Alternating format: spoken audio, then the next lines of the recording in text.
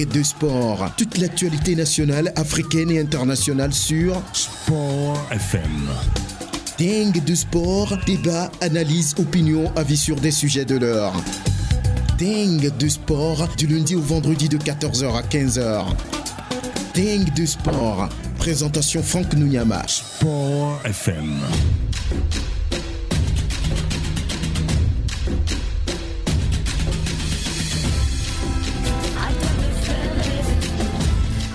Bonjour à toutes, bonjour à tous, très heureux de vous retrouver pour cette nouvelle semaine de Dingue de sport sur Sport FM, la radio qui mouille le maillot. Nouvelle semaine, nouvelle aventure dans cette émission.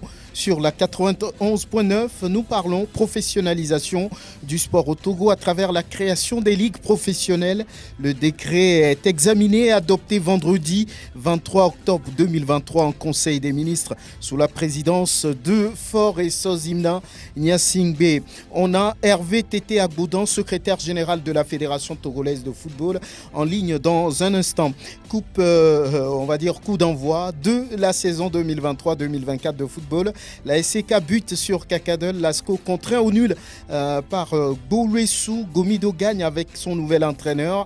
Bawabako se contente du nul. Pour commencer avec les jaunes et bleus, les nouvelles des promus, Bikinti et Doumbé ont perdu respectivement face à l'AC Barracuda et Unisport. On va faire le point, sachant que 17 buts au total ont été marqués en 8 matchs. Dingue de sport invite Grégoire Attignon, Angelo Folico et tous de la rédaction de Sport FM, Prosper Agbouklou sont dans cette émission. Dingue de sport, la mise en onde est l'affaire de Pélagie Mekoum. Je suis Franck Nounyama, bonne arrivée.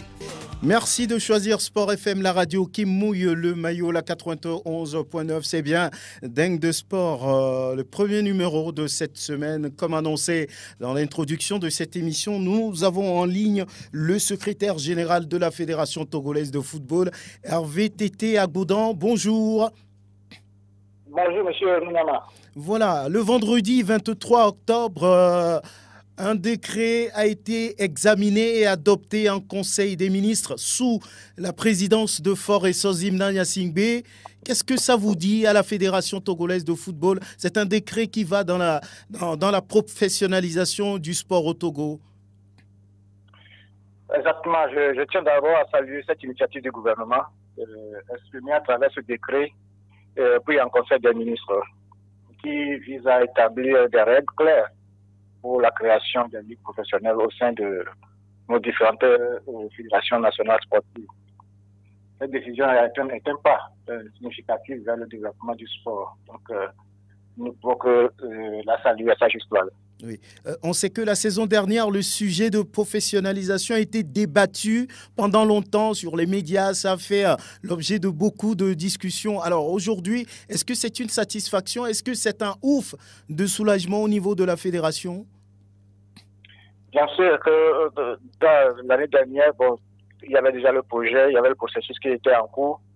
Mais on n'y allait pas de la meilleure des façons parce qu'il y avait quand même des divergences par rapport à la façon de mettre en place ce projet-là. Mais là, avec la création le décret portable de création de ligue professionnelle, ça nous donne une ligne directrice à suivre dans tout ce que nous faisons. Donc les ligues professionnelles sont une étape importante pour promouvoir la croissance du football.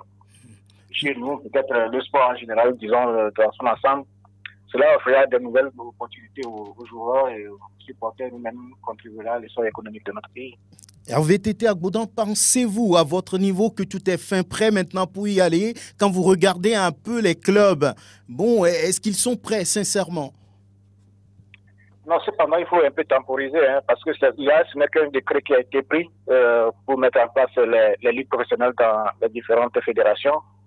Mais cette loi, il va falloir l'accompagner avec d'autres lois, nécessairement.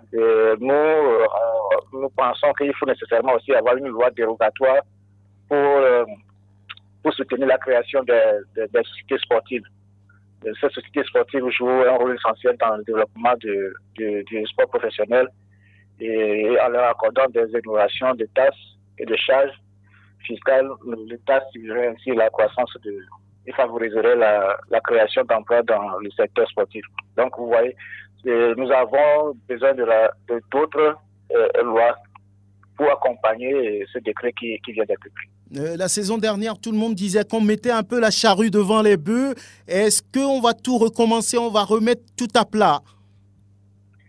La charrue avant les bœufs, je ne pense pas, parce que quand même, le processus nous a permis de réfléchir ensemble sur la manière de conduire ce processus-là. Donc, disons que peut-être que nous n'avons pas tous les outils au moment où l'idée était née, mais je pense qu'avec le débat, tout ce qui a entouré, ça a permis aussi au gouvernement de réajuster un peu le tir en accompagnant les acteurs sportifs en mettant en place ce décret-là.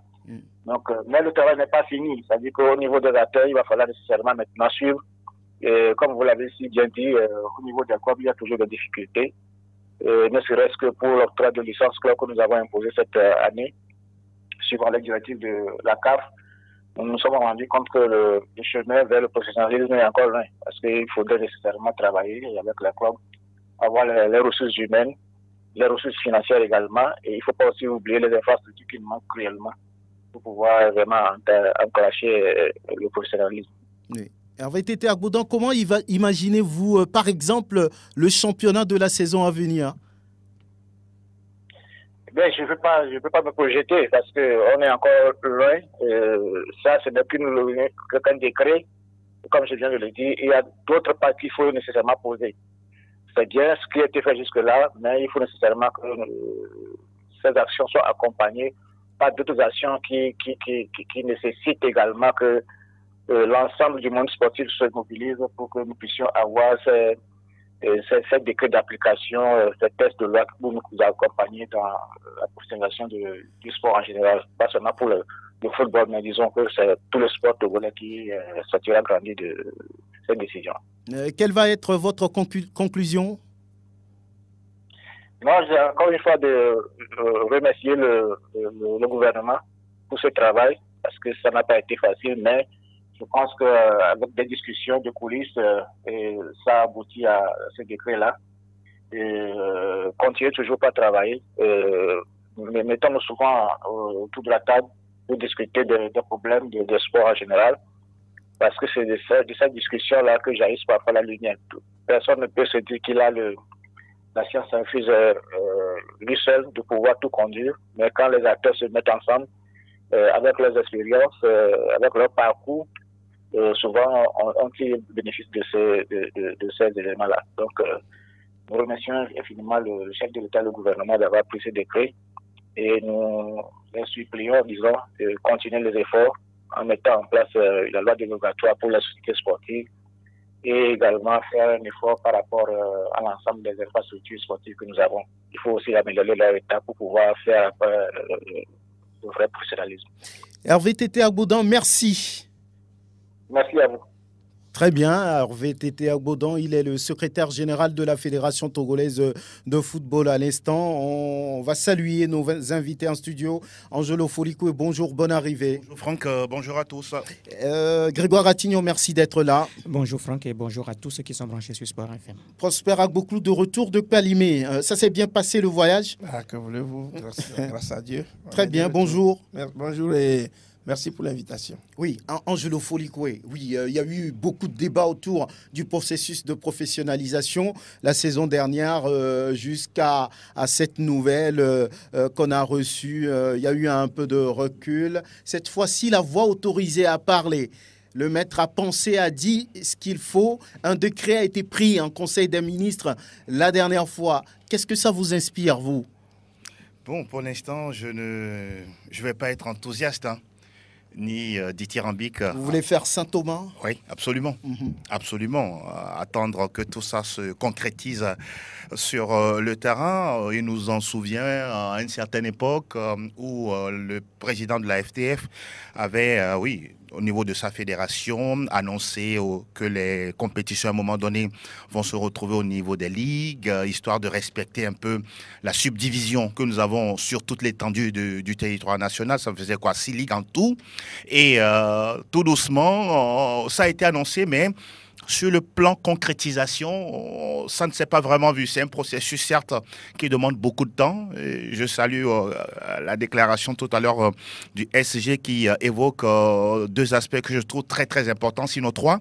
Le côté ressources humaines, il n'y a rien à dire là-dessus. Pour animer ces différentes juridictions, subdivisions, il faut des gens compétents à la place qu'il faut pour faire le travail qu'il faut. Au-delà de ça, il faut également beaucoup de moyens financiers. L'argent. Ça servira à beaucoup de choses. C'est en cela, quand je me projette un tout petit peu, je me dis, ben, si on donne vraiment la main à ceux qui seront censés de diriger ces ligues-là, il faut qu'ils travaillent avec les différentes communes que nous avons aujourd'hui qui, mine de rien, de gauche à droite, essaient de mobiliser des fonds pour faire animer un tant soit peu leurs activités depuis que nous avons aujourd'hui des communes dans notre pays.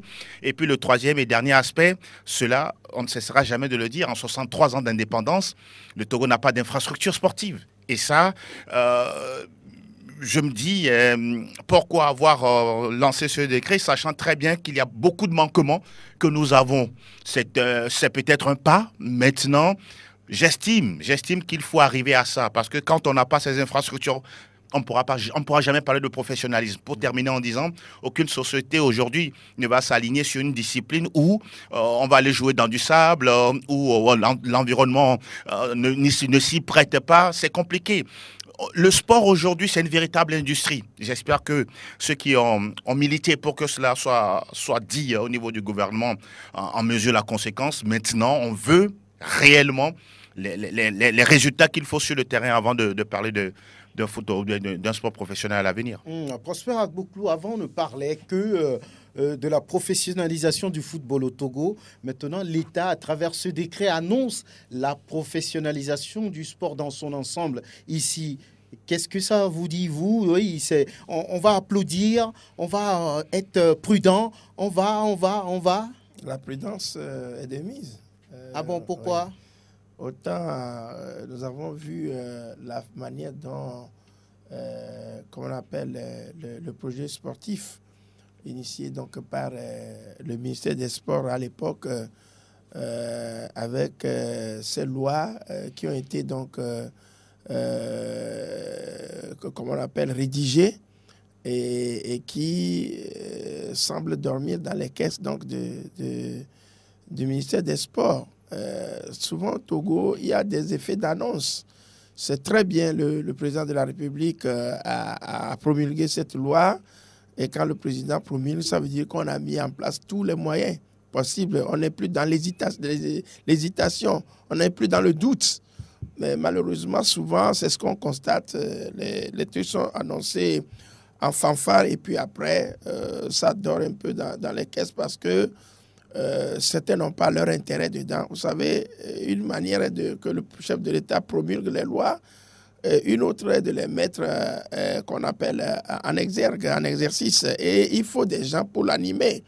Et moi, j'ai l'impression que lorsque les gens ne trouvent pas trop d'intérêt là-dedans, ils sont carrément effacés. Vous voulez dire que les choses vont encore traîner au-delà de ce décret? On a toujours vécu ça. Bon, moi, si je vais être Saint Thomas, très bien. Vous savez, cela, pour l'instant, bon, peut tout simplement irriguer les espoirs. Mais dans l'exécution, moi, je suis encore tenté de dire, il faut que le chef d'État nomme ceux qui vont mettre ces choses-là, ce décret-là, en application. Il faut qu'il nomme des gens, c'est-à-dire que il faut qu'on désigne les gens. Le ministère des Sports est là. Non, le ministère des Sports, c'est une entité. Ouais. Maintenant, il faut qu'on nomme une commission qui puisse mettre un délai d'application, oui, un délai plutôt de travail pour pouvoir mettre cela en application et mettre ce qu'il faut, qu'on appelle en amont, les infrastructures et autres là, pour que on puisse vraiment être sûr que cela est fait.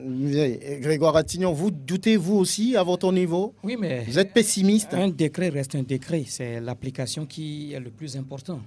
Et ici, je crois que Prosper parlait tout à l'heure d'une commission. Oui, c'est vrai qu'il y a le ministère des Sports. Le ministère avait déjà mis un comité de pilotage en place en ce qui concerne le football professionnel. Ici, ce n'est plus seulement le football, mais c'est tous les sports. Donc, ce qui veut dire qu'il faut mettre véritablement une commission digne de ce nom qui doit se plancher sur ces décrets-là et également veiller à son application. Mais cela nécessite des moyens. Cela nécessite des moyens dans la mesure où, actuellement, quand nous parlons du sport togolais, le budget alloué à ce sport togolais-là ne signifie rien. Et donc, il faut revoir tout ça, tout d'abord ce budget-là, revoir à la hausse ce budget, et avant donc de parler de la mise en place des ligues. Maintenant, il faut également des gens pour, ce n'est pas parce que oui, on parle de la création des ligues qu'il faut aller chercher de n'importe qui pour mettre à la tête de ces ligues, mais il faut quand même des gens qui sont capables de faire le travail, qui maîtrisent un tout petit peu ce domaine-là afin de les mettre. Angelo a touché également un point, il n'y a pas d'infrastructure. Aujourd'hui, le Togo ne dispose pas de palais de sport. Peut-être que l'État va en construire. Quand est-ce qu'on va construire? Non, mais si l'État le veut, on va construire. Il n'y a pas de palais de sport pour les sports de mer ou encore pour les sports de combat. Il n'y a pas de palais de sport. On n'a pas de stade digne de ce nom. Aujourd'hui, le Togo est incapable d'organiser même la Coupe d'Afrique des Nations des moins de 17 ans. Parce qu'aujourd'hui... Il l'avait déjà fait en 2007. Avant, c'était 2 stades. Et puis, quel stade? Aujourd'hui, les choses ont changé. Il faut des stade aux normes FIFA avant d'organiser aujourd'hui, même la finale de la Ligue des champions en Afrique, il faut avoir un stade digne de ce nom avant de l'organiser. Aujourd'hui, le Togo ne dispose pas de ce stade-là. On n'a que ce stade de Kégué. En dehors de ce stade de Kégué, aujourd'hui, c'est vrai qu'il y a des stades sur lesquels on joue les matchs de championnat, mais ce sont des stades qui ne sont pas aux normes FIFA. Donc, c'est des choses qu'il faut revoir. Il faut mettre des infrastructures en place avant justement de la mise en application de ces projets de création de ligues professionnelles. Bien. Il faut revoir le sport dans son ensemble avant justement donc ces ligues professionnelles. Voilà, si vous permettez, 5 secondes. Oui, si vous permettez, il faut dire, quand nous parlons tout de suite donc de la mise en place d'une commission, bien de l'intérêt que portent les gens, c'est dire que le sport amateur ne fait que profiter, pas aux acteurs, mais aux dirigeants. Ça, il faut pas se voiler la face. Donc, ce qui fait qu'il faut qu'on martèle là-dessus, que cette commission qui doit être mise en place doit avoir un cahier de charge, une feuille de route bien expliqué avec les moyens qu'ils font. Il y a ça dans le décret, on parle des salariés. Très bien. On va voir cette annonce. De toutes les façons, ce décret pris vient de prendre tout le peuple togolais à témoin. C'est, on va dire, peut-être un chemin de non-retour. L'État n'a plus droit à l'erreur, forcément, en prenant un tel décret. Et tout le monde attend de voir l'État agir dans le bon sens et surtout pour tous les sports. On revient. Et la saison 2023-2024 de football, on va dire, a pris son envol ce week-end. La saison de football, naturellement, première division. On attend le week-end prochain pour voir ce que va être la deuxième division. Et là, un premier résultat surprenant, la victoire de Kakadol sur l'ASCK, alors que la saison dernière, il y avait 7-0 sur les 2 matchs. 1-0 d'abord, et puis 6-0, et puis après 1-0. Nous allons déjà écouter Sibabi Akpo Aziz, l'entraîneur des chauffeurs de la COSA. C'est le début du championnat, c'est la course de fond et on peut perdre le premier match, on peut gagner, on peut faire match nul. Maintenant, le plus important, c'est dans la tête. C'est là où on voit les grandes équipes. On a perdu, maintenant il faut construire le croquis, corriger tout ce qui n'a pas marché. La correction semble plus facile, ce n'est même pas pour le coach. De tous les bords, nous allons corriger et attaquer les prochains jours. Vous êtes passé carrément à côté de la plaque, même sur le plan technico-tactique, Kakadol a réussi. Non, technico-tactique, là j'ai dit vous avez menti. Nous on a dominé sur tout le bord, maintenant c'est les occasions à rater. Si on marquait, est-ce que vous allez plus vite parler de technico-tactique? Ils ont réussi parce qu'ils ont gagné. Sur le but qu'on a concédé, d'abord on était en supériorité numérique face à Kakadol, ça veut dire que tactiquement on est en place par rapport au Kakadol. Voilà, à l'instant, Sibabi Akpo est en face, c'est l'entraîneur Heureux Kembe Amako, et voilà, que c'était bien de gagner. On venait vraiment pour chercher, à défaut, un match nul. On a su contenir l'adversaire. Et en deuxième partie, on a voulu compter sur nos individualités. Et c'est ce qu'il faut faire. Aujourd'hui, c'est un match réussi. Félicitations à mes poulains, félicitations à mon gardien et félicitations à tout le public. C'est vrai qu'on était un peu en retard, mais il fallait vraiment s'occuper du travail physique et tactique. Parce que déjà, on était un peu en retard. On ne peut pas encore se livrer sur des matchs amicaux tant qu'on n'a même pas pu organiser un peu le statut. Donc j'ai dû un peu abandonner les matchs amicaux, retravailler sérieusement sur la tactique et sur le plan physique. Et cela a porté. Voilà, Kembe Amako, l'entraîneur du club de Doufelgou, et Kakadol qui a pris un peu sa revanche, on va dire, par rapport à la saison dernière. On le disait, il y avait 7-0 sur les 2 matchs en aller-retour pour les chauffeurs de la COSA. Un autre match, oui, on peut dire une petite surprise aussi, le nul de 1 partout entre Asko et Gourissou. Le match, c'était sous les yeux de Mourou Fousseni. Sans une phase d'observation, les condonnats de la Cosa dominent les 15 premières minutes. Wadja l'entame repositionne ses poulains et le jeu se stabilise. Urobodi Arissou, Tchakei Moucheri, Kouyara Robert ne réussiront pas l'ouverture du score à la 20e, 27e et 30e minute pour Asko. Akpao Marouis, Agadi Kokou, Ate Moubarak vont vendanger les quelques rares occasions à la 29e, 36e et 41e minute. 0-0 score à la pause. À la reprise, Asko revient avec les mêmes intentions, mais le dispositif mis en place par Wadja l'entame est toujours présent. 78e minute sur une jolie combinaison, Etri et Foué Gérard l'aube Sama Mahadiou et ouvre son compteur but. Blessés, les condolents mettent la pression et multiplient les offensives. 92e minute, Amouz Roland rétablit l'équilibre sur penalty. Un but partout, score à la fin du temps réglementaire. Morou Fousseni Kara pour Sport FM Lomé. Et le film de la rencontre avec Morou Fousseni. La parole maintenant aux entraîneurs. D'abord, Yao Amani des Condona. Bon, écoutez, on s'en sort avec beaucoup de regrets, mais aussi de la joie sur la fin parce qu'on a très bien maîtrisé le match, surtout en première mi-temps. Malheureusement, on n'a pas été efficace dans les 20 derniers mètres. Et au football, il faut savoir gérer ces deux surfaces de réparation. Voilà, après, vous n'êtes pas à l'abri d'une défense individuelle comme sur le but qu'on prend. On a le mérite de revenir. Je pense que sur l'ensemble du match, ça laisse des regrets parce qu'on méritait mieux. Dans les 20 derniers mètres, vraiment, il y a des défaillances individuelles, soit par des mauvaises prises de décision ou bien de la maladresse technique dans la dernière passe. Puis on n'arrive pas en nombre dans la surface de réparation. Donc il ne sert à rien d'avoir une bonne maîtrise collective du ballon. On va continuer de travailler pour être plus efficace à l'avenir. Yao Amani, l'entraîneur de Asko à l'instant, et en face de lui c'était Wadja l'entame, le nouvel entraîneur des Requins Maldaneo. Faire un match nul contre Asko, c'est salutaire, même si on avait les 3 points au bout des pieds. Il y a des erreurs qui ne pardonnent pas. Il faut voir le contour du match. Le match a été dominé par Asko, et comme on le dit, dominer n'est pas gagner. Il fallait qu'ils mettent leur but, ils n'ont pas su profiter de leur temps fort. Et heureusement pour nous que le seul ballon qui a dépassé la défense, on a pu mettre ça. Il fallait vraiment conserver ce but, ce qui n'a pas été fait par manque d'expérience. Il y a des ballons sur lesquels il ne faut pas se jeter, il faut jouer debout. Donc je pense que mon latéral doit manquer un peu d'expérience. Et bon, après le pénalty aussi, c'est discutable. À l'instant, Wadja l'entame, il reconnaît quand même la supériorité du quadruple champion du Togo en titre, mais à l'arrivée, c'est un partout. Oui, mais je crois que chaque équipe, en participant à ce championnat, a quand même des objectifs. Et je crois que c'est ce que ces équipes-là ont compris déjà dès l'entame de ce championnat. Asko est le tenant du titre. Il va falloir tenir face à ce quadruple champion en titre. Et c'est ce que les Requins Mal ont essayé de faire. Et d'ailleurs, c'est l'équipe d'Anero qui a ouvert le score en attendant justement l'égalisation sur pénalty. Donc, des condamnats. Chaque équipe se prépare justement parce qu'on affronte déjà ces équipes-là qui sont annoncées comme favoris donc, de cette compétition. C'est la même chose qui est arrivée également à l'ASC. C'est vrai que l'année passée, c'était 7-0 sur l'ensemble des 2 matchs, mais cela veut dire que du côté de Kakad, on a appris donc de cette défaite et surtout qu'on a un entraîneur aussi qui sait aussi lire le jeu, qui sait aussi mettre son système en place. C'est justement le système-là, sachant que du côté de l'ASK, beaucoup de joueurs de la saison dernière sont là et donc c'est avec le même entraîneur. Il va falloir également mettre quelque chose en place et c'est ce qui a surpris cette équipe. Donc chaque équipe a son objectif et surtout quand on affronte les ténors en ce début de saison, il va falloir tenir devant ces ténors-là. C'est ce que ces équipes essaient de faire. Oui, la saison dernière, il y avait 1-0 lors de la 12e journée pour Asko et puis à la 28e journée, il y avait eu match nul un partout là-bas à Kara entre les Condona et puis les Dons de la Mer. Ça vous a surpris ce score nul, vous, Prosper? Bon, vous savez, lorsque vous tenez souvent la dragée, qu'on appelle le monopole, donc d'un système, souvent l'on se prépare, il y a toujours donc des contre-attaques bien préparées. Donc je crois que chaque équipe qui va affronter Asko va l'affronter pour son match de vie.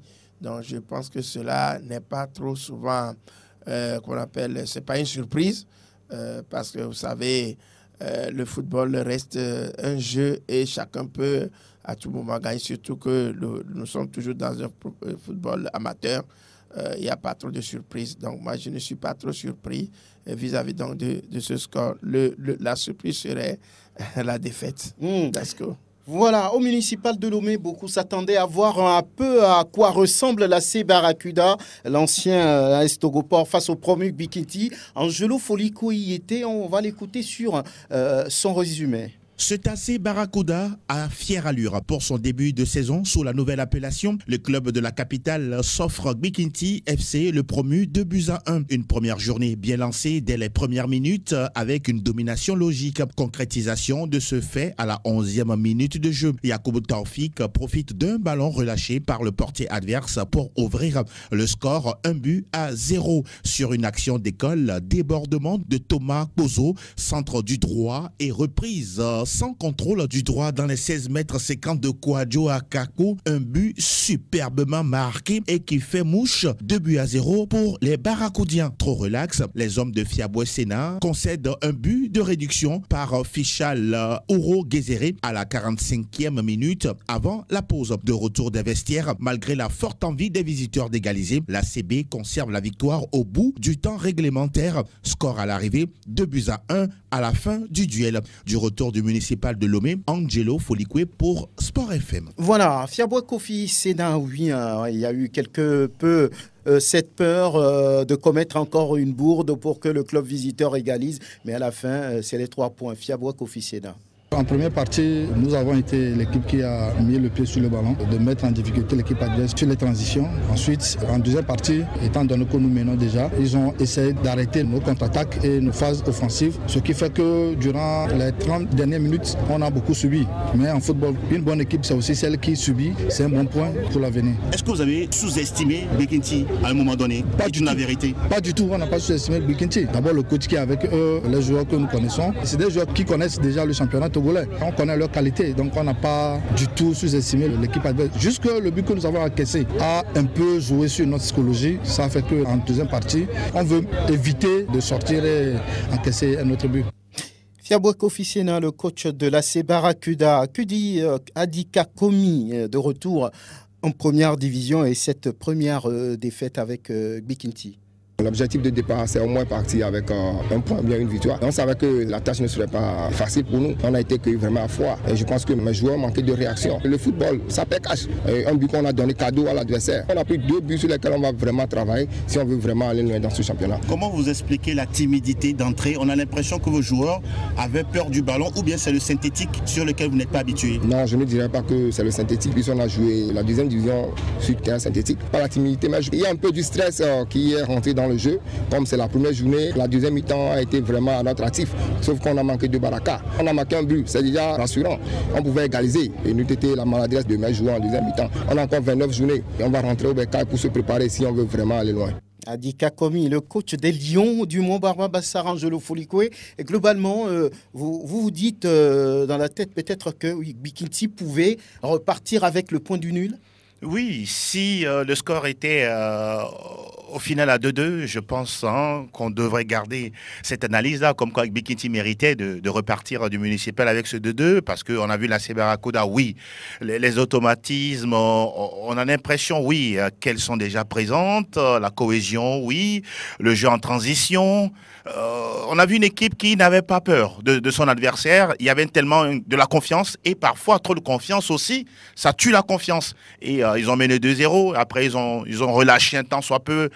Parossi a pris son premier but de la saison, lui qui est arrivé nouvellement au sein de cette équipe.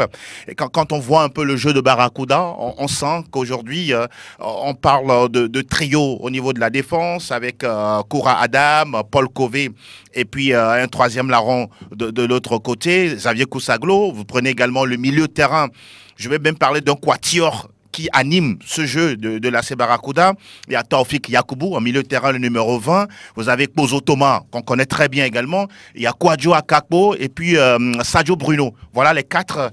Si ces 4-là sont toujours en forme à chaque journée, qui élèvent leur niveau, je pense que tout doucement, la Barracuda va faire son trou. Maintenant, côté Bikinti, quand je refais un peu le match dans ma tête, oui, on sent qu'il y avait non seulement de la timidité, mais ils ne sont pas bien rentrés dans le match. Oui. Même la première mi-temps, c'était complètement à côté. Et comme toujours, le discours, les mots de l'entraîneur à la fin, ça pète toujours dans les vestiaires. Ils sont revenus avec une autre façon de jouer. Ils ont failli même marquer un deuxième ou un second but. Ça n'a pas été le cas. Mais toujours est-il que la défaite défaite, pour moi, instruit mieux que la victoire. Attention, ce n'est qu'une première journée. Adika, comme il dit qu'il va aller travailler. Et côté AC Barracuda, certes, on est ambitieux, mais il faut également être humble parce que ce n'est qu'un premier match, ce n'est qu'une première journée. Les journées vont s'enchaîner et on verra exactement ce à quoi va ressembler cette équipe. Oui, on verra à ce à quoi va ressembler cette équipe. Et la prochaine journée, ce sera déjà face à Semassi. Voilà, on va à Palimé pour voir un peu ce que s'est passé. Gomido s'est contenté du service minimum, souvent avec Abalo, c'est 1-0 et puis on bloque tout. Et ça s'est répété hier face au Dynamique togolais qui a joué complètement seulement avec des militaires selon le coach. Et on va donner la parole d'abord à Jean-Paul Dossé Abalo au sortir de cette victoire. À part la victoire, je suis très satisfait parce qu'il y a eu de bonnes choses. C'est la première journée, donc physiquement, on a perdu un peu vers les 5 dernières minutes, mais il y a eu de très très bonnes choses. Faites-nous un tout petit peu le bilan de cette rencontre. Non, le bilan, je pense que déjà on ne connaissait pas notre adversaire puisqu'il y a beaucoup de changements dans le rang de Guito, mais on a essayé de jouer notre jeu. Je crois qu'en premier mi-temps, ils ont posé beaucoup de problèmes dans le repli défensif parce que le repli est vite. Je crois que physiquement, on est un peu au-dessus. C'est ça qui a fait la différence. Mais en second mi-temps, c'est la première journée, c'était pas facile. Mais je pense que c'est un très bon match. Notre adversaire aussi avait quand même fait une bonne prestation. Jean-Paul Dossé Abalo, l'entraîneur des Showboys de Palimé, au-delà de la défaite. Patumbi Liabé, qu'on voit souvent sur l'équipe du régiment parachutiste Commando, a pris Dito. Il se satisfait un peu de ce que ces joueurs ont produit. D'abord, il faut féliciter les joueurs. Si vous avez remarqué, c'est la première fois qu'on a une équipe 100% militaire. Donc, c'est leur première participation à un championnat national. D'abord, il faut les féliciter. Ils ont vraiment tenu Gomido. Mais on a encore du travail. On va retrouver à notre base. Travailler. Je suis satisfait. Mais il y a encore du travail à faire. On a vu quand même qu'il y a eu 2 physionomies du Dynamique togolais. Vous avez procédé à des changements. Première mi-temps, ça a été un peu terne. Mais deuxième mi-temps, on a vu quand même que l'équipe a déployé d'énormes potentialités offensives. En fait, j'avais mis un système en place. Quand j'ai vu, on a encaissé. Et il fallait modifier, j'ai modifié. On envoie 2 attaquants, ça a beaucoup payé. Je pense que nous allons beaucoup travailler sur ça pour les matchs à venir. Patumbi Liabé, ancien international togolais, à l'instant devant Prosper Agboklou. Justement, vous étiez à Palimé. Cette nouvelle mouture du Dynamique togolais, comment l'avez-vous trouvé ? Rien que des militaires, mais ils se sont exprimés correctement. Ils se sont exprimés. Il faut quand même dire que au-delà du succès de Gomido, il y a eu également des supplices au niveau de cette équipe de Gomido qui a subi, surtout vers la fin du match, avec les nombreux changements effectués par Patumbi Liabé. Il faut quand même dire que les Showboys ont souffert pour conserver le but. Vous savez, l'année dernière, c'était dans les mêmes conditions lors de la première journée. Tito est revenu à la marque dans les dernières minutes. Donc, Gomido avait cette peur-là. Cette psychose-là était déjà au sein du staff technique et des supporters. Mais on a quand même dit que pour un coup d'essai, Tito a réalisé quand même un coup de maître. Cette équipe peut apporter quelque chose sur l'ensemble du championnat. Sur l'ensemble du championnat. C'est vrai. Oui, parce que on n'a pas vu une équipe qui a vendangé le ballon, qui ne fait que vendanger le ballon. On ne saura pas que ce sont des militaires. Il y a les policiers, les gendarmes également. Le gardien, c'est celui du parachutiste commando de Liabé il a été un superbe gardien. On l'a vu lors des championnats. Il a été encore hier sonnant vraiment le glas aux attaquants de Gomido. Ce but qui était arrivé à la 45e minute par Ridouane Boukari, c'était un but astucieux sur un centre où il y avait, je dirais tout simplement, un peu de confusion dans la défense. Le joueur de Gomido a su donc dévier le ballon avec une telle rapidité que le gardien n'a pas pu réagir. Mais au-delà, en deuxième mi-temps, je crois quand même c'est là où Patumbi, effectuant des changements, a apporté vraiment du flux offensif qui a permis à cette équipe donc de mettre la pression sur la défense de Gomido. Mais il faut quand même dire que l'expérience étant Abalo a su concrétiser quand même ses intentions et Gomido est resté. Mais il faut quand même noter, hier, il y avait un certain numéro, Boukari, plutôt, il s'appelle Souleymane Orogafo, qui a Urogafo, voilà, ouais. Urogafo, qui reste quand même un élément sur lequel il a été appelé par Paulo Duarte il y a quelques mois déjà en sélection. Voilà, c'est ça. Donc c'est un garçon très habile, percutant, qui à chaque fois qu'il a le ballon, il faisait de la provocation et donnait du tournis à l'équipe de Tito, et qui a obligé à 3 cartons jaunes. Donc ce qui veut dire que c'est un joueur à suivre de près. Mais on dira tout simplement que Dito pouvait revenir à la main, Gomido pouvait aussi l'emporter mieux. Ça a été un match plaisant. À l'arrivée, c'est 1-0. On revient à Lomé avec le premier derby de la capitale entre l'Entente 2 et puis l'AS Auxerre, les jaunes et bleus et les Auxerrois. À l'arrivée, là aussi, c'était un match nul. Voilà, au sortir de cette rencontre, parole à Bawabako des jaunes et bleus. En tout cas, je peux dire que c'est satisfaisant pour les deux clubs parce qu'il faudrait commencer le championnat sur un bon pied. Bon, un nul, ce n'est pas mauvais pour les deux équipes. On a vu une équipe de l'Entente d'un petit Mouri en première période qui n'arrivait pas à se retrouver. À quoi cela est dû? Non, vous savez que toutes les équipes, en deuxième mi-temps, c'est que la préparation n'est pas suffisante. Donc, au fil des matchs, on va se retrouver. Les automatismes seront plus réalistes que maintenant. Est-ce que vous pensez que vous méritez mieux que ce match nul? Non, chacun mérite le match nul. Je ne peux rien juger. Bon, je pense que c'est un match nul qui arrange les deux équipes. Coach, du côté de l'Entente, est-ce que vous avez un objectif pour ce championnat, pour cette saison? Non, c'est se maintenir. S'il y a à prendre le titre, on le prend. Mais pour nous, l'essentiel, c'est de ne pas être dans les 4 relégables. Vous avez quand même envie du titre? Tout le monde a envie du titre. Voilà, comme quelqu'un l'a dit, l'appétit mange en venant. Non, c'est plutôt l'appétit vient en mangeant. Oui, en face, c'est King Mensa Ametoko qu'on va écouter. Un point précieux, je peux dire, parce qu'on vient de démarrer. C'est un championnat, c'est une course à la montre. Donc on va essayer, on va aller petit à petit. Je pense que dans l'avenir, ça va être promoteur. Les occasions, vous en avez eu dans ce match, coach? Oui, c'est le problème togolais. L'occasion, ça va venir, mais il faut concrétiser. Mais ça va venir, on vient de commencer. C'est le début du championnat. On ne va pas dire tout de suite que les joueurs ne sont pas bons, mais on va essayer. Vous avez vu, notre équipe a été remaniée totalement. On a perdu beaucoup de joueurs, mais on va aller pas à pas. Et je sais que ça va prendre. Est-ce que du côté de l'ETR, il y a un objectif fixe pour cette saison? OTR, on est là, c'est pour gagner des matchs. On prend le match par match. Si on gagne, c'est bien. Si on fait match nul, tant mieux. Est-ce que vous visez le titre? Je peux pas. Vous savez, quelqu'un qui va à la guerre, il ne va pas à la guerre pour perdre. Il va à la guerre, c'est pour la gagner. Donc on va essayer. Et à la fin, si on est champion. Vous voulez prendre la place d'Asco? Non, pas forcément. Moi, je dis, on prend les matchs par match. Je ne dis pas tout de suite, je vais être champion. C'est au fil des journées, on verra si vraiment on peut être champion. Ametokodo Mensan King qui espère que la mayonnaise va prendre au fil des journées de championnat. Grégoire Attignon, comment notez-vous la prestation entre les deux clubs? Mais il faut noter qu'en première période, on a beaucoup plus vu une équipe de l'AS Auxerre qui était beaucoup plus présente dans le jeu avec des occasions ici et là. Mais seulement qu'on n'est pas arrivé à trouver le cadre. L'Entente 2 était un tout petit peu... je ne sais pas si c'est parce qu'il n'y a pas eu... Les joueurs ne se connaissent pas. Il y a eu beaucoup de difficultés à cette équipe, surtout en première période. Mais en deuxième période, on a vu une équipe qui était volontaire et qui a apporté donc les occasions et les buts sont arrivés. Une balle qui traînait dans la surface. La défense avait du mal à se dégager du côté de l'Entente 2. Et finalement, le latéral Lucien Diassayo, en voulant justement se dégager, a contrôlé la balle hors donc, de la ligne. C'était un but. Ensuite, il y a eu la réaction de l'Entente 2. L'égalisation est intervenue.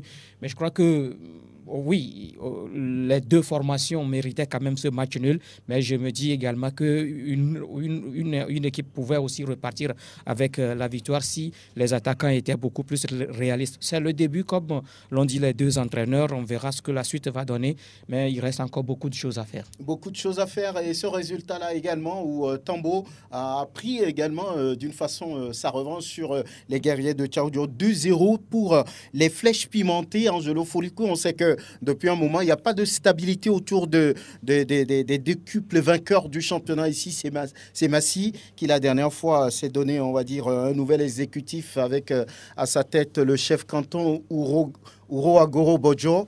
Oui, ça s'est ressenti un tout petit peu sur cette première journée. Les guerriers ne sont pas prêts. On risque de voir la même chose durant toute la saison. C'est vrai. Oui, ne nous voilons pas la face et ne faisons pas preuve en tout cas de fausse modestie. Aujourd'hui, quand l'environnement n'est pas sain, quand les choses ne sont pas à leur place, Urobori Traoré, que je respecte beaucoup, mais qui joue beaucoup plus le rôle de sapeur-pompier. Moi, je me dis, quand c'est comme ça, vous n'avez pas les coups des franches pour diriger une équipe. Je me demande, est-ce qu'il y a un travail de pré-saison qui a été foncièrement effectué du côté de Semassi? Aujourd'hui, qui sont ces joueurs-là, cadres de l'équipe de Semassi, capables de porter l'équipe durant toute la saison?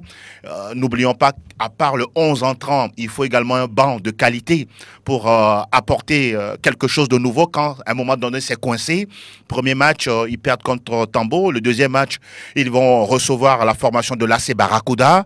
Je ne sais pas à quelle sauce on va être mangé cette équipe de Semassi. Toujours est-il que quand vous ne rangez pas le désordre dans votre maison, à l'extérieur, on sentira l'odeur. Malheureusement, c'est ce qui va se passer avec cette équipe-là. On pourra avoir des résultats sporadiques, quelques victoires ici, mais c'est sur la durée où on en attend Semassi. Pour terminer, la question de savoir l'objectif aujourd'hui des guerriers de Tchao, c'est de finir parmi les 2 premiers, les 3 premiers, le top 5. La question demeure. Oui, et là, ça va être compliqué, Franck, ça va être compliqué pour Semassi de Sokodé parce que également on a perdu des éléments. La dernière fois, moi, j'ai retrouvé le capitaine de Semassi de Sokodé du côté de Ebiketi de Bassar, Jobo Hamza. Sadio Bruno, qui est l'autre capitaine, le vice-capitaine également, se retrouve du côté de AC Barracuda. Kililou Urodjeri a quitté Semassi pour Bekenti. Voilà, on a perdu beaucoup de cadres et maintenant c'est une équipe qui est en reconstruction. Et là, ça va être un peu compliqué. Et vous voyez un peu ceux-là qui sont aujourd'hui du côté du staff. C'est le staff, c'est l'ancien staff d'Unisport de Sokodé, Urobori Traoré, Aboji, qui se retrouve maintenant du côté de Semassi de Sokodé. Ça va être un peu compliqué. Là, oui, c'est le début de saison. On dira qu'au fil des journées, ça va venir. Mais ça va être un peu compliqué, d'autant plus que si on n'a pas des éléments capables de disputer ce championnat-là. Oui, l'autre club de Sokodé, Unisport, a gagné, mais dans la douleur, face au promu Doumbé. Il y avait de partout avant un 3e but de marqué. Ça fait le plaisir, on va dire, de Bonfo à Rémiao. Chaque fois quand la saison commence, on se demande vraiment les ambitions du club de Kouloundé. Qu'est-ce qu'il joue? Joue-t-il le top 5, le milieu de tableau, le maintien? On ne sait pas trop. Oui, prospère sur ce match où il y avait avalanche de buts. 3 buts pour Unisport de Kouloundé face à Doumbé. Je crois que c'est le match le plus prolifique de la journée. Oui. On dirait tout simplement que Unisport revient peut-être à la tradition, si on fait exception donc de la saison catastrophique qu'elle a faite la saison dernière. On peut dire que peut-être que les bons, comme on appelle, comportements sont revenus dans la maison. Mais ce n'est que le début. Avec Doumbé qui revient aussi dans l'élite, je crois quand même que c'est un aspect qu'il faut retenir pour ne pas se faire manger par les tenants. Il va falloir tenir la dragée haute et c'est ça qui a été donc peut-être le motif psychologique sur lequel cette équipe a joué hier. Mais malheureusement, vous savez, vous jouez à domicile, il y a parfois ce coup de pouce du destin qui arrive et qui vous donne, qu'on appelle la victoire à la fin. Ça a été donc 1-0, 1-1, 2-1, 2-2 et puis paf, Unisport a gagné à domicile. Donc ce n'est que partie remise. Maintenant, il faut se poser la question, quel a été donc le contenu des matchs? Moi, je dis, quand on regarde un peu les matchs, est-ce qu'il y a eu un contenu fiable, aspect sur lequel il faut que nos entraîneurs commencent maintenant par nous décrire les aspects faits, le feeling des aspects tactiques sur lesquels les équipes ont évolué. Voilà, et il y a eu également victoire de l'AS Bina avec son nouvel entraîneur aussi, Dossou Nukunu. Et Unisport également, un nouvel entraîneur, on peut le dire, c'est Bonfo Harry Miao. Et au sortir de cette première journée de championnat de football de première division, 17 buts au total ont été marqués sur les 8 matchs. C'est bien pour commencer, Angelo. Ce n'est pas mauvais. Je pense qu'aujourd'hui, le public sportif, dès qu'il quitte la maison pour aller au stade, c'est pour regarder les buts. Au municipal, il y a eu 3 la dernière fois avec un super but de Kwadjo Akakpo. Le premier buteur de la saison, c'est ça? C'est ça, lui, c'est Yakubu Taoufik de la Barakuda. Mais le deuxième but, avec le centre de Pozo, reprise instantanée, c'était en tout cas un truc... Un demi-volé. Ah oui, complètement. C'était absolument. C'est ce qu'on appelle un but de dingo, quoi. C'est-à-dire que quand... Oui, nous, les journalistes, on va au terrain pour ce genre... On va au stade pour ce genre de spectacle. Et je pense que, comme vous l'avez dit, 17 buts en 8 matchs, ce n'est pas mauvais. Oui, par moyen, à la moyenne. Oui. Maintenant, ce que je souhaiterais demander à la Ligue aujourd'hui et les clubs qui sont chargés d'organiser les matchs du championnat, c'est de revoir un tant soit peu le tarif d'entrée. Parce qu'après tout, oui, c'est-à-dire que 1000 francs aujourd'hui pour aller voir un match de football, c'est pas la bourse de tout le monde. Mais si c'est 500 francs CFA, bon, on peut toujours faire l'effort qu'il faut pour aller regarder un match. Oui, on est dans un système que l'on connaît très bien, amateur et tout, mais il faut passer par là. Parce que le championnat doit drainer du public et c'est en cela qu'on va retrouver de la qualité, de la compétitivité au niveau des clubs. Grégoire, faut-il ramener 2 matchs au stade municipal comme on le faisait? Moi, je crois qu'il le faut. Il le faut, par exemple. Hier, si on jouait 2 matchs au stade municipal, je me dis que le public devait être là. C'est vrai que pour le match de l'Entente de face à l'SOTR, ce n'était pas aussi un grand public comme le public de samedi était beaucoup plus grand que le public d'hier. Mais je crois que ça, quand même, ça peut amener ces supporters-là qui ont envie véritablement de revoir encore ces équipes. On parle de l'Entente 2, on parle de Dito, on parle de l'AC Barakuda. Je crois que ça peut quand même amener ce public-là à venir suivre parce qu'il y a certains qui étaient là, c'est vrai, samedi. Mais parce que oui, AC Barakuda n'a plus match dimanche, donc ils n'ont plus envie de venir. Imaginez que si c'est les 2 matchs qui se jouent le même jour, ce qui veut dire que le public obligé sera là pour le premier et le deuxième match. Et voilà, au sortir de cette première journée de championnat, voici le classement de la rédaction de Sport FM avec Kelly Akweso. Tambo arrive en première position avec 3 points plus 2, suivi de Barakuda à 3 points plus 1.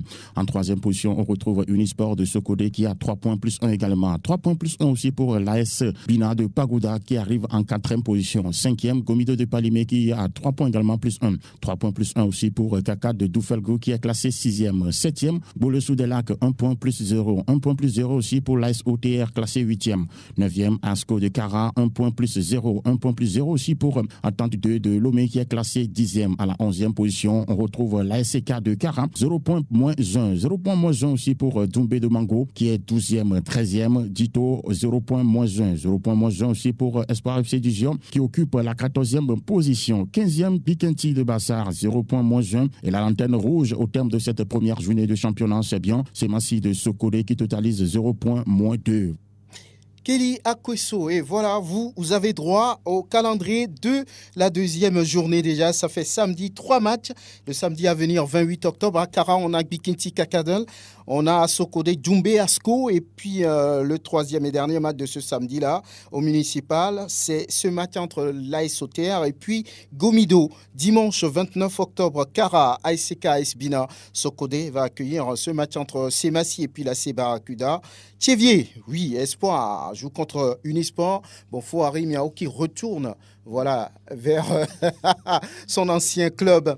À Nehog, Boulessou sera face à Tambo. Au municipal, il y aura encore un derby de la capitale entre le Dynamique togolais et l'Entente 2. Ce sera tout. Merci Prosper Agboklou, merci Grégoire Attignon, merci Angelo Folikwe. Pélagie Mekoum était la mise en onde. À très bientôt.